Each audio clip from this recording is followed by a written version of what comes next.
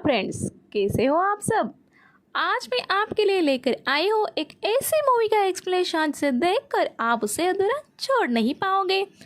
तो चलिए ज़्यादा देरी न करते हुए बढ़ते हैं एक्सप्लेनेशन की तरफ। और उस मूवी का नाम है दोस्तों कला। ये 2022 में आई हुई एक साइकोलॉजिकल थ्रिलर और सस्पेंस से भरी मूवी है। इसमें हम एक लड़की को देखते हैं जिसका नाम होता है कला। उसे उसका पास्ट हमेशा हॉन्ट करता रहता है। स्टार्टिंग सीन हम 1930 का देखते हैं जिसमें फेमस सिंगर कला मंजूश्री हमें दिखाई देती है। वो एक फेमस सिंगर है और उन्हें एक गोल्डन अवार्ड से भी सम्मानित किया जाता है। तब एक मीडिया वाला कला को उसकी सिंगिंग के बारे में कुछ सवाल पूछता है।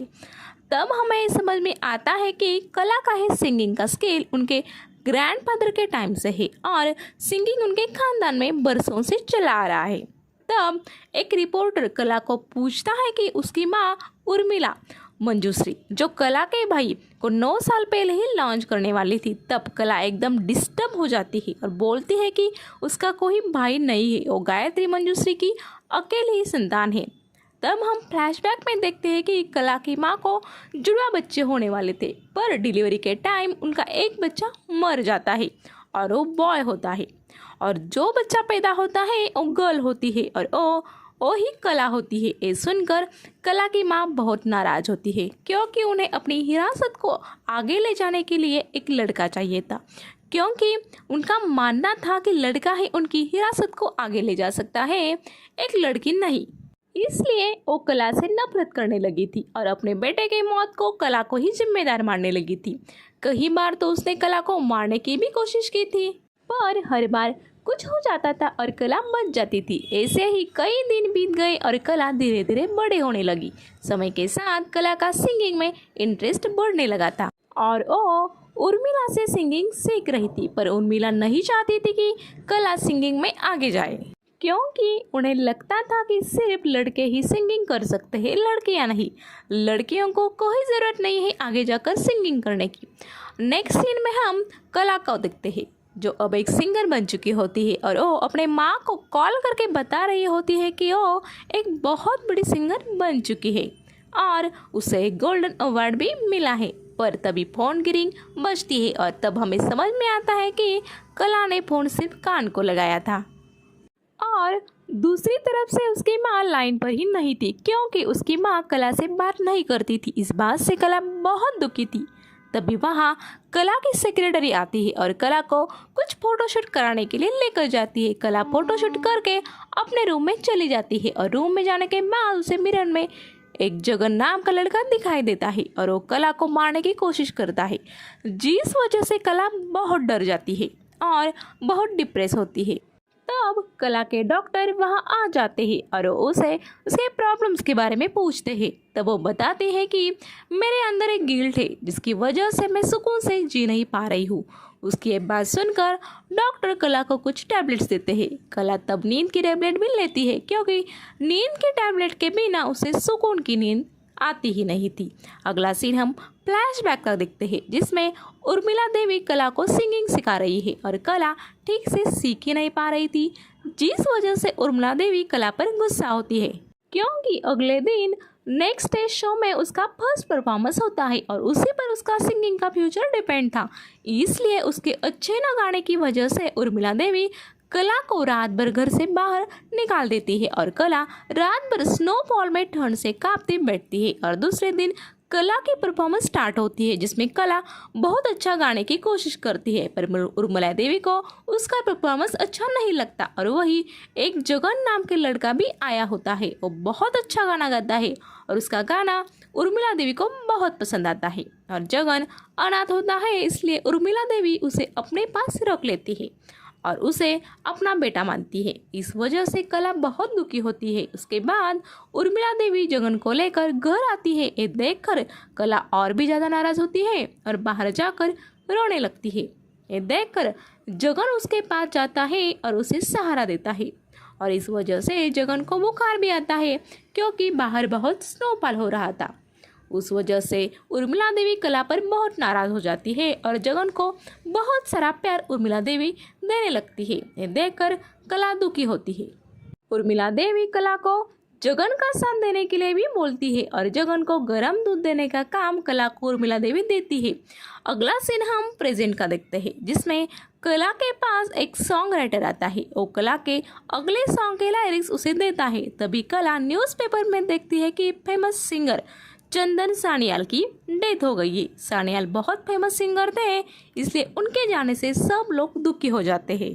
अब हम पास में देखते हैं कि उर्मिला देवी ने जगन को फिल्मों में लॉन्च करने के लिए सान्याल को सिफारिश की थी। इसके लिए उर्मिला देवी ने सान्याल के साथ करविया बनाई थी और ये बात कला को अच्छी नहीं लगी थी, क्योंकि कला को लग रहा था कि वो जगन की जगह उसे लॉन्च करे और इसी वजह से कला जगन से और नफरत करने लगी थी।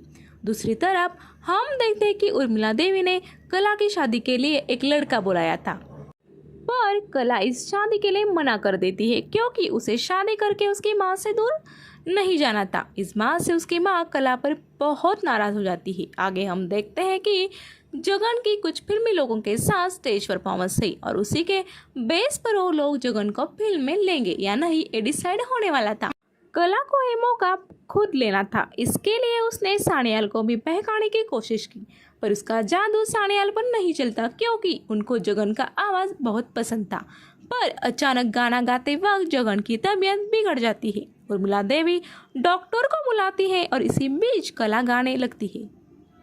ये गाना लोगों को पसंद आता है, पर वो जगन जितना सुंदर नहीं होता। इधर जगन की तबीयत बहुत ज़्यादा बिगड़ जाती है, उसका वोकल खराब हो जाता है और वो लाख कोशिशों के बावजूद गा ही नहीं पाता है। अगले दिन उनके घर एक फेमस प्रोड्यूसर सुमंत कुमार आते हैं और वो बोलते हैं कि मैंने जगन की थोड़ी सी आवाज़ सुनी है, मुझे बहुत अच्छी लगी, इसलिए मुझे पूरी आवाज़ सुननी है। इसलिए वो ठीक होने के बाद ही उसी के साथ में अगली रिकॉर्डिंग स्टार्ट करूँगा। उनकी ये सब बातें कला सुन रही होती है और उसे जगन पर बहुत ज़्यादा गुस्सा आता है और वो सुमंत कुमार को सेड्यूस करने के बारे में सोचती है। और उसके बाद कला सुमंत कुमार को रात में अपने घर रुकने के लिए बोलती है और उसके नज़दीक आकर उस पर अपना जादू चलाती है और उसे मना लेती है और वो भी कला को लॉन्च करने के लिए मान जाते हैं। दूसरे दिन कला के पास जगन आता है। वो कला को बोलता है कि उसके मन में बहुत दर्द और डर है, पर ये सब कुछ कल तक खत्म हो जाएगा और ऐसा बोलकर वो वहाँ से चला जाता है।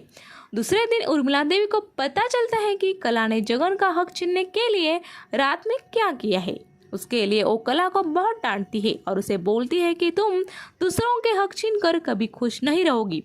तभी थोड़ी देर बाद कला को जगन की आवाज़ आती है। कला उसकी आवाज़ को फॉलो करके स्नोफॉल में जाती है। तब वो देखती है कि जगन ने सुसाइड कर ली है। उसकी बॉडी पेड़ पर लटकी हुई होती है। ये देखकर कला बहुत ज़्यादा डर जाती है और हिम्मत जुटाकर जगन की बॉडी को पेड़ से नीचे उतारती है। जगन की मौत से उर्मिला देवी बहुत ज़्यादा टूट जाती है, पर ये देखकर कला मन ही मन खुश थी, क्योंकि उसके सिंगिंग के रास्ते से अब जगन का पत्ता कट हो चुका था। अब हमें समझ में आता है कि प्रेजेंट टाइम में जगन ही उसे हॉन्ट करता था और उसी की वजह से कला के दिल में दर्द और डर है। उसके बाद सुमंत कुमार कला से मिलने आते हैं, क्योंकि उन्हें उनकी अगली फिल्म में कला की आवाज़ चाहिए थी। उसी की डेट लेने के लिए वो वहाँ आए थे, पर कला उससे मिलने के लिए मना कर देती है और अपनी माँ को फ़ोन करती है। माँ को फ़ोन करके बोलती है कि जगन उसे हॉन्ट करता है, पर उसके माँ उससे बात नहीं करती और फ़ोन काट देती है, क्योंकि वो कला से बहुत ज़्यादा नफरत करती थी। उसके बाद सुमंत कुमार कला को लिफ्ट में मिलते हैं और बोलते हैं कि मैं तो जगन को लॉन्च करने वाला था, पर उसकी आवाज़ चली गई, इसलिए तुम्हें लॉन्च किया और आज तुम जो हो वो सिर्फ मेरी वजह से हो। तब हम फ्लैशबैक में देखते हैं कि क्यों उर्मिला देवी कला से इतनी नफरत करती है, क्योंकि जगन की मौत के बाद सुमंत कुमार कला को लॉन्च करने वाले थे। उसके लिए उसे कलकत्ता जाना था और कला ने अपनी माँ से इसके बारे में पूछा तो उर्मिला देवी ने इसके लिए कला को मना कर दिया था। फिर भी कला ने उनकी बात नहीं मानी और वो कलकत्ता चली गई। इसी वजह से उर्मिला देवी उस पर गुस्सा होती है और उससे सारे रिश्ते तोड़ देती है। कला कलकत्ता आकर रिकॉर्डिंग करने लगती है, पर वो अच्छे से गा ही नहीं पाती, क्योंकि उसे अच्छे से सिंगिंग आता ही नहीं था। वो बस फेमस होने के चक्कर में थी। तब सुमंत कुमार उसे वापस जाने के लिए बोलते हैं, पर कला किसी भी कीमत पर सिंगर बनना चाहती थी और उसके लिए वो कुछ भी करने के लिए तैयार थी। तब सुमंत कुमार कला को यूज़ करने लगते हैं। वो उसे फिजिकली यूज़ करते हैं और कला भी उनके बुलाने पर उनके साथ सब कुछ करने के लिए रेडी हो जाती है। और उसके बाद धीरे धीरे कला फेमस होने लगती है। तब हम अगला सीन प्रेजेंट टाइम का देखते हैं, जिसमें कला को मीडिया वाले घेर लेते हैं और तभी सामने कला को जगन दिखाई देता है। तब कला जगन को पूछती है कि तुमने सुसाइड क्यों की। तब जगन बोलता है, बिना आवाज़ की मेरी लाइफ सुनी है तो मैं जीकर क्या करूं, और अब तुम मेरा सक्सेस जी रही हो। तब कला कहती है कि मैं खुश नहीं हूँ इस सक्सेस से और माँ भी खुश नहीं है। अगले सीन में हम देखते हैं कि कला की रिकॉर्डिंग हो रही है। तब वो खुद को एक स्नोफॉल वाली जगह महसूस करती है और उसे लगता है कि जगन उसे हॉन्ट कर रहा है, जिसकी वजह से उसकी तबीयत बिगड़ जाती है और वो मेंटली अनस्टेबल हो जाती है और वो जगन से बातें करती है। और ये सब मीडिया वाले टीवी पर दिखाते हैं, ये सब उर्मिला देवी टीवी पर देखती है। तब वो समझ जाती है कि जगन कला को हॉन्ट कर रहा है और कला के मन में बहुत बड़ा गिल्ट है। उधर कला भी अपने दिल में इतना बड़ा गिल्ट और दर्द लेकर जी रही थी और उसकी वजह से वो चैन से जी नहीं पा रही थी, क्योंकि कला ने ही जगन की जगह लेने के लिए उसके मिल्क में कुछ दवा मिलाई थी, जिसकी वजह से उसकी आवाज़ चली गई थी और यही गिल्ट उसको चैन से जीने नहीं दे रहा था। इसलिए डिप्रेशन में जाकर कला एक साथ बहुत सारी नींद की टैबलेट खाने की कोशिश करती है, पर तभी उसके डॉक्टर वहां आकर कला को रोक लेते हैं। उसके बाद डॉक्टर उर्मिला देवी को कॉल करके कला के बारे में बताते हैं और उसे आपकी बहुत ज़रूरत है, आप यहाँ आइए, ऐसा बोलते हैं। उर्मिला देवी डॉक्टर की बात मानती है और उसके पास आती है और डॉक्टर को उसे अपने घर लेकर जाने के लिए परमिशन मांगती है। उसके बाद वो सब कला के रूम में जाते हैं और वहाँ उनको दिखाई देता है कि कला ने भी सुसाइड कर ली है। ये देखकर उर्मिला देवी बहुत शॉक हो जाती है। वो कला को बचाने की बहुत कोशिश करती है, पर वो कला को बचा नहीं पाती है। आखिरकार कला के पास ने उसकी जान ले ही ली थी। किसी भी गिल्ट को दिल में लेकर इंसान ज़्यादा दिन तक चैन से नहीं रह सकता। यही इस मूवी से हमें समझ में आता है। तो चलिए दोस्तों, अब वक्त हुआ है आपसे विदा लेने का।